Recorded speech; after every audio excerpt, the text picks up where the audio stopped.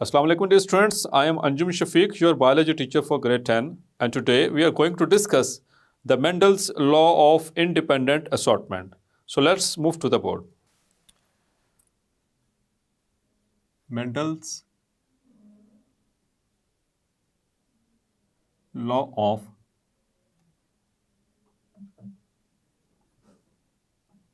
independent assortment.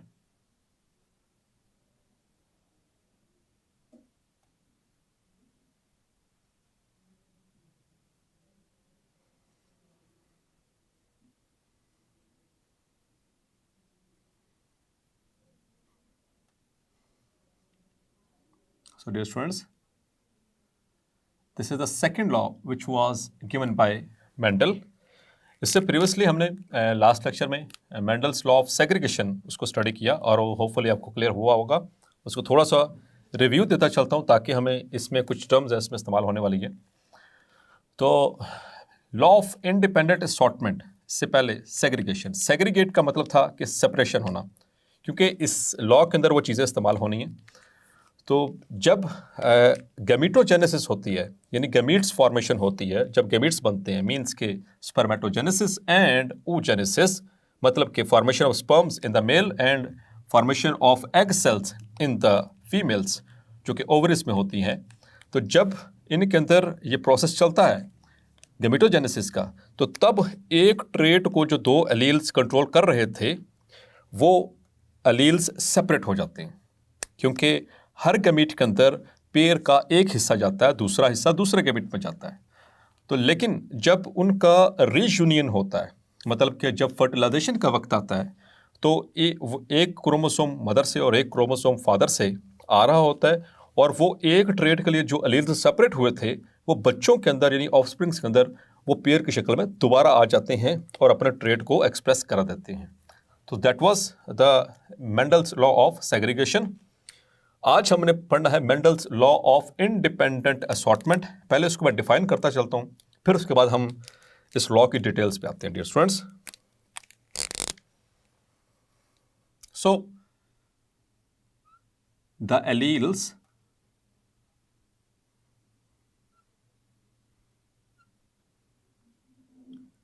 of a gene pair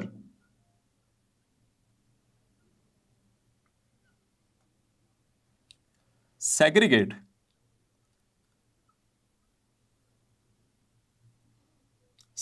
means separated and distributed to gametes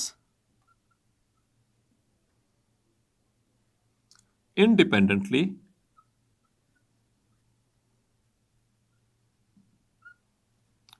of the alleles of other gene pairs. So that is the statement of Mendel's law of independent assortment. चलिए अब चलते हैं इनके कुछ basics की तरफ।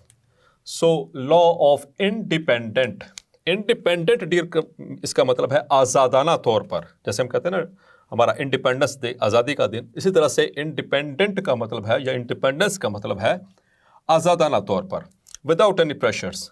Assortment, assort का मतलब होता है सिलेक्शन, असॉर्ट मीन्स सिलेक्शन। जैसे कि लेट्स सपोज आप सुबह स्कूल जाते हैं तो आप अपनी वार्डरोब खोलते हैं, उसमें देखते हैं बहुत सारी शर्ट्स हैं, बहुत सारी पैंट हैं, या आपने किसी फंक्शन में जाना है आपके पास बहुत सारे शूज़ हैं, तो आप उसमें सेलेक्ट करते हैं, अच्छा ये आज मैंने ये शर्ट पहनी है, इसके साथ ये पैंट पहनी है, उसके साथ ये टाई मैच करनी है, उसके साथ ये शूज़ मैच करने, वगैरह वगैरह। तो ये जो उनसे आप मुख्तलिफ तरह से सिलेक्शन कर रहे हैं, that is called as assortment.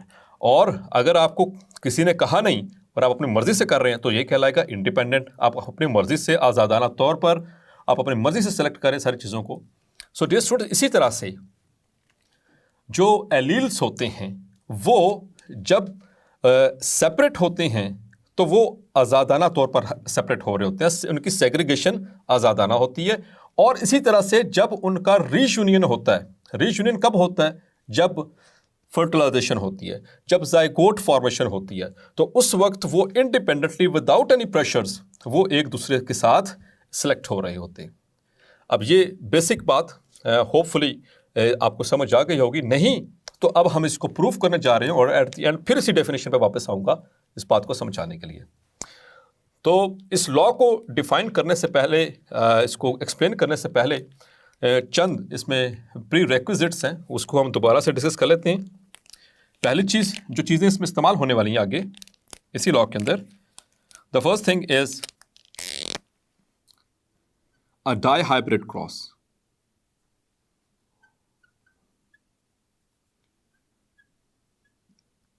So dear students, dihybrid cross याद है आपको? मोनोहाइब्रिड क्रॉस, मोनोहाइब्रिड क्रॉस में हमने बात की थी कि अगर एक ट्रेट को एक ही वक्त में स्टडी किया जाए at a time, when one trait is studied at a time, that is called as monohybrid cross. लेकिन अगर दो ट्रेट्स को, when two traits are being studied at the same time at a time, तो that very cross is called as a dihybrid cross. तो Mendel ने अपना पहला law proof करने के बाद, that was the law of segregation, उसके बाद इस्तेमाल किया था dihybrid cross. So dihybrid cross क्या होगा dear students? The cross in विच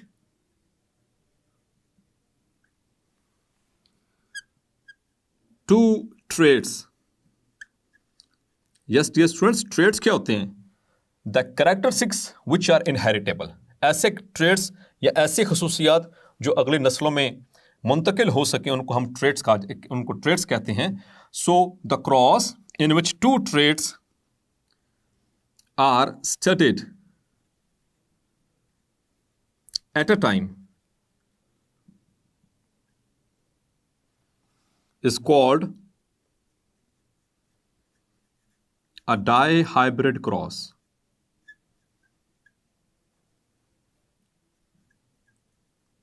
ये आपको शॉर्ट क्वेश्चन में भी आ सकता है। Differentiate between monohybrid and dihybrid cross. So monohybrid जिसमें एक ट्रेट आपने स्टडी किया, जैसे कि मेंडल ने सबसे पहला कौन सा ट्रेट स्टडी किया था डियर स्टूडेंट्स?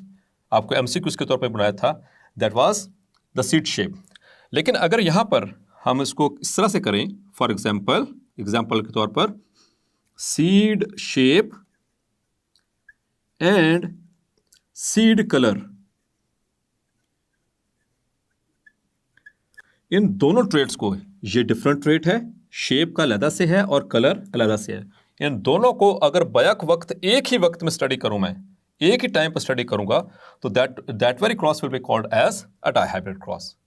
ये बात समझ आ गई dear students?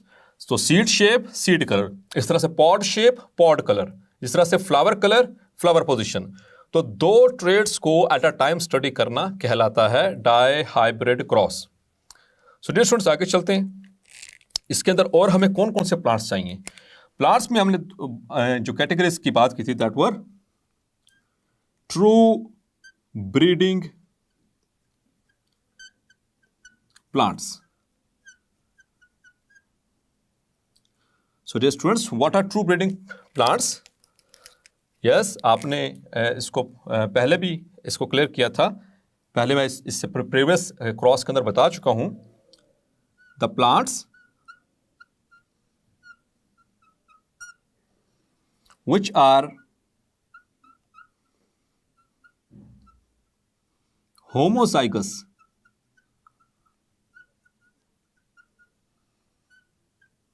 for its trait are called true breeding plant। और इसका मतलब दोबारा से बता देता हूं कि होमोजाइगस होने का क्या मतलब है। होमोजाइगस होने का मतलब यह है, वो होमोजाइगस डोमिनेंट भी हो सकता है। हमने पढ़ा था कि दो तरह के जीनोटाइप है, homozygous dominant and homozygous recessive. तो चाहे वो होमोजाइगस डोमिनेंट हो या होमोजाइगस रिसेसिव हो, उसको जितना मर्जी सेल्फ फर्टिलाइज करवाते रहें, 1 generation, 2 generation, 3 generation, 10 generation, 10,000 generation उसके अगर आपस में सेल्फ फर्टिलाइज कराएंगे, तो अगर वो पेरेंट के आइडेंटिकल ही निकला, so that very plant is called as a true breeding plant. Clear dear students? तो चलते हैं आगे, इस क्रॉस को समझने की कोशिश करते हैं। फर्स्ट ऑफ ऑल जो मेंडल है उसने लिया था, जो ट्रेड स्टडी किया था डायहाइब्रिड क्रॉस के लिए, that was the seed shape and seed colour. अब जो सीड शेप है, सीड शेप के दो एलील्स हैं। It has got 2 alleles. इसको 2 एलील्स कंट्रोल कर रहे हैं, capital R and small R. Capital R जो है दैट इज बेसिकली राउंड, और small R is for wrinkled. और ये बात प्रीवियस लेक्चर के अंदर हो चुकी कि जो राउंड है it is dominant trait, while wrinkleness it is a recessive trait. ये recessive trait है। So dear students, round dominant trait है। dominant किसे कहते थे दोबारा से बताता चलता हूं ताकि साथ साथ आपको मजीद रिवीजन होती चले। dominant trait किसी भी ऐसे trait को कहते हैं जो कि मास्क कर दे इफेक्ट्स को किसके, recessive, the trait or allele which or a gene which masks the effect of the recessive allele or a gene is called as a dominant। या फिर हम recessive को किस तरह से डिफाइन करते थे कि the allele or gene which is masked by, जो मास्क हो जाए किससे, by the dominant allele or a gene, तो उसको हम कहते हैं recessive। और इसको हम डिनोमिनेट किससे करते हैं, किससे शो करते हैं, by capital letters।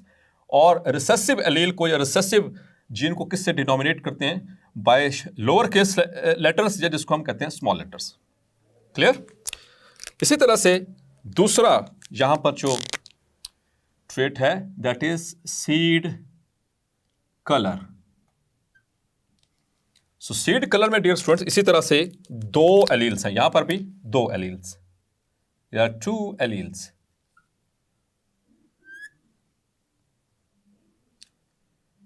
इसके एक है कैपिटल वाई और दूसरा एलील है small Y.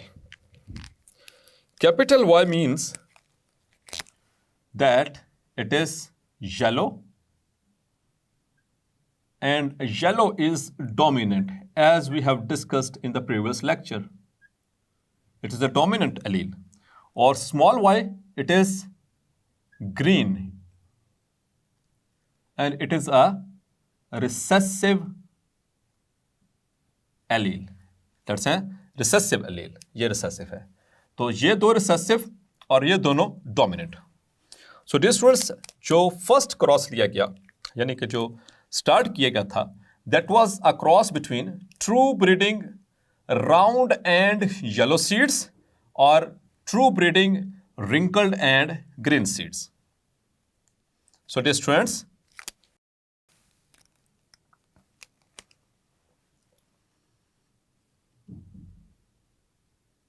P1 generation,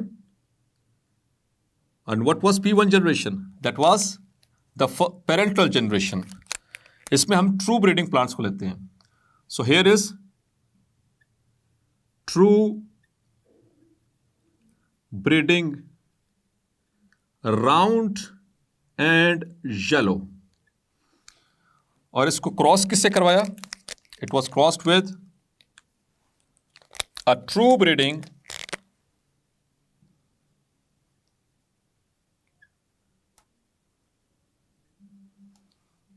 wrinkled green।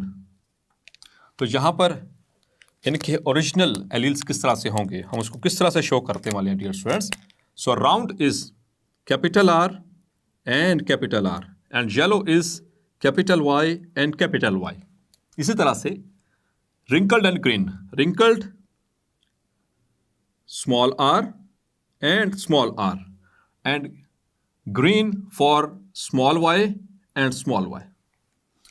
और आपको याद होगा कि जो रिसेसिव ट्रेट्स होते हैं वो हमेशा होमोजाइगस होंगे तो तभी अपीयर होते हैं, जैसा कि आपके सामने यहाँ पर रिंकलनेस भी और ग्रीन ये दोनों ही रिसेसिव पेयर्स की शक्ल में मौजूद है, रिसेसिव एलील्स की शक्ल में मौजूद है पेयर होमोजाइगस।